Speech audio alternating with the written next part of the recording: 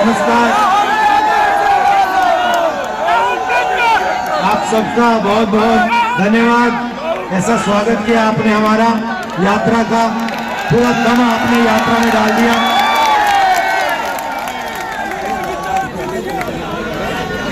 एक साल पहले हमने यात्रा शुरू की कन्याकुमारी से कश्मीर तक, क्योंकि देश में बीजेपी के लोग एक धर्म को दूसरे धर्म से लड़ाने का काम कर रहे हैं और लोगों को धमकाने का, डराने का काम कर रहे हैं, नफरत फैलाने का काम कर रहे हैं।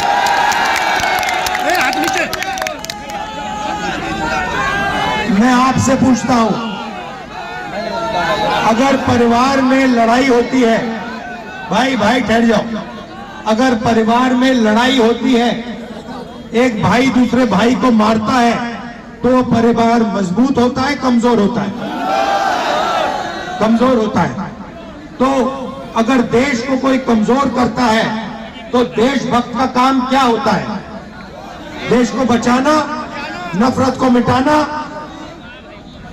डर को मिटाना, हिंसा को मिटाना। यही लक्ष्य भारत जोड़ो यात्रा का था। जो नफरत समाज में फैलाई जा रही है, उसके सामने यात्रा ने 4000 किलोमीटर, और सिर्फ मैं नहीं चला भाइयों और बहनों, लाखों लोग चले हैं। मीडिया में पूरा ब्लैकआउट कर दिया था, जैसे इस यात्रा को पूरा ब्लैकआउट कर दिया है। मगर देश के दिल के अंदर, आत्मा के अंदर, डीएनए के अंदर यात्रा का मैसेज गया, मोहब्बत का मैसेज गया, नफरत के खिलाफ मैसेज गया, और इससे देश मजबूत हुआ। जैसे ऐसी भीड़ है, वैसे ही यात्रा में मैं चल रहा था, भीड़ थी। एक व्यक्ति को मैंने देखा, उधर से आने की कोशिश कर रहा था, पुलिस वालों ने उसको मारा, गायब हो गया। फिर वो दूसरी साइड से आया, फिर पुलिस वाले जो रूट को बनाते हैं उन्होंने मारा उसको, फिर गायब हो गया। तीसरी बार मैंने उसको यहां देखा, पुलिस वालों को धकेल के, अकेला 10-15 पुलिस वालों को धकेल के मेरे सामने खड़ा हो गया पिछली यात्रा में, और कहता है, सुनो, मेरे सामने आके खड़ा हो जाता है, ऐसे कहता है, मैं जानता हूं तुम क्या कर रहे हो, मैं जानता हूं तुम क्या कर रहे हो।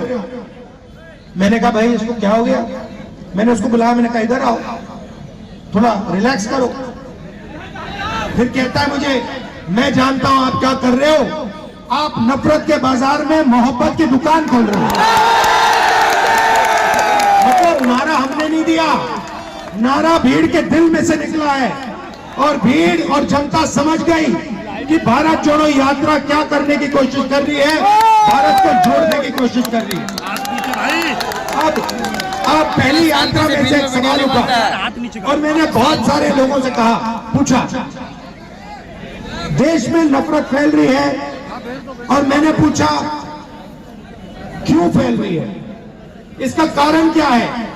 और मैंने ये सवाल हजारों लोगों से पूछा होगा, पूछूंगा। ठीक है, मालिक नहीं बनना चाहते, मालिक बनने का दम नहीं है, तो फिर मैनेजमेंट में आपके लोग कितने हैं? 0। तो प्राइवेट कंपनियों, सबसे बड़ी प्राइवेट कंपनियों में आपका एक आदमी मालिक नहीं, आपकी सीनियर मैनेजमेंट में एक बंदा नहीं। ठीक है, अब आप कहो, पता नहीं, शायद कहो कि भैया 90% को प्राइवेट कंपनी में नहीं, कुछ नहीं चाहिए।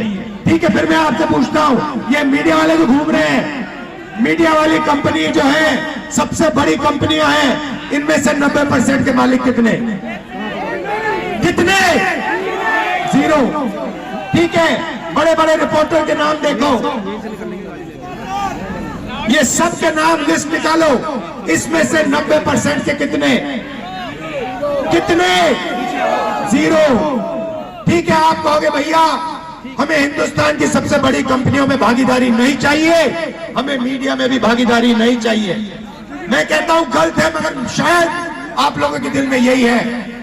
तो फिर मैं आपसे पूछूंगा, भैया प्राइवेट अस्पतालों की कहा देश का मान सम्मान बढ़ रहा है इससे, और तरह तरह के इवेंट होते रहते हैं, देश का मान सम्मान जो बन रहा है।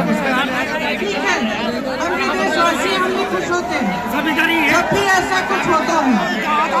लेकिन मैं पूछना चाहती हूँ, क्या देश का मान सम्मान, यहाँ जो खड़े नौजवान बच्चे हैं, जो हमारे पुलिस वाले जो स्टूडेंट्स हैं, इनसे नहीं जुड़ा है? क्या देश का मान सम्मान आपकी महत्वाकांक्षाओं से, आपकी उम्मीदों से नहीं जुड़ा है? आपको रोजगार नहीं मिलना चाहिए? जब आपका मान सम्मान बढ़ेगा तभी देश का मान सम्मान बढ़ेगा। आप चाहे अग्निवीर को देखिए, इतने सारे बच्चे गांव-गांव में यूपी में वर्जिश करते हैं, तैयारी करते हैं सेना के लिए। जब एक जमाने में एक ऐसी सरकार थी जो आपकी महत्वाकांक्षाओं को, आपकी आशाओं को, आपकी उम्मीदों को आगे बढ़ाती थी, तब आपको सेना के जरिए रोजगार मिलता था। आज क्या हुआ है?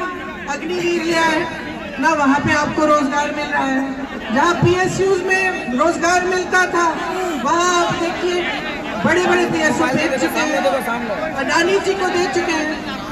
तो जो गरीब तबका है, जो आम जनता है, उसका क्या फायदा होता है?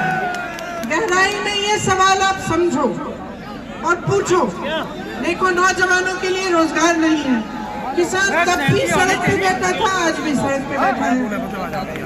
गन्ने का जो खरीद का दाम है, वो पिछले 8 सालों में 55 रुपए बढ़ा है, बस 55 रुपए। और आप बताओ, आप जब दुकान जाते हो सब्जी खरीदने, फल खरीदने, बनाना है घर में, क्या होता है? आपको मिलता है?